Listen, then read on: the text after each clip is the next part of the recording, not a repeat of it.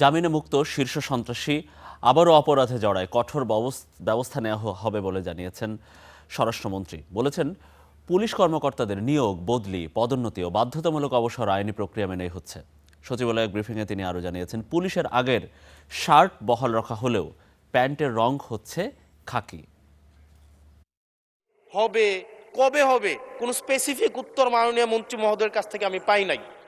সংসদের প্রথম অধিবেশন নিয়ে এনসিপির দ্বিমত থাকলেও একে দেশের রাজনৈতিক ইতিহাসে সফল ও প্রাণবন্ত হিসেবে অভিহিত করেছেন স্বরাষ্ট্রমন্ত্রী। কথা বলেন গণভোটের রায় বাস্তবায়ন নিয়ে নাহিদ ইসলামের রাজপথে নামার হুঁশিয়ারি নিয়েও। বিভিন্ন বিষয়ে মতবিরোধ থাকতেই পারে বিরোধী দল এবং সরকারি দলের মধ্যে, সেই মতবিরোধগুলো তারা প্রকাশ করেছে, আমরা আমাদের মত দিয়েছি। এই ডিবেটটা তো হবেই, এই দ্বিমত এবং ভিন্নমত পোষণ করার জন্যই তো গণতন্ত্র।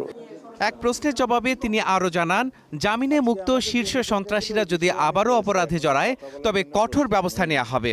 এছাড়া পুলিশ কর্মকর্তাদের নিয়োগ, বদলি, পদোন্নতি ও অবসর বিষয়ে জানান, এসব সিদ্ধান্তই আইনানুগ প্রক্রিয়ায় নেওয়া হয়েছে। আর যাদের বিরুদ্ধে অভিযোগ আছে, অভিযুক্ত অনেকের বিরুদ্ধেই আছে, এগুলো যাচাই বাছাই করা হয়।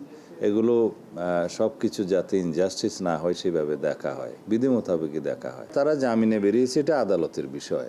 এখন ইনশাআল্লাহ একটা পলিটিক্যাল গভর্নমেন্ট এস্টাবলিশড হয়েছে, তা আমরা আইনানুগভাবে একেবারে যথাযথ প্রক্রিয়ায় আমরা সব কিছু ব্যবস্থাপনার চেষ্টা করছি।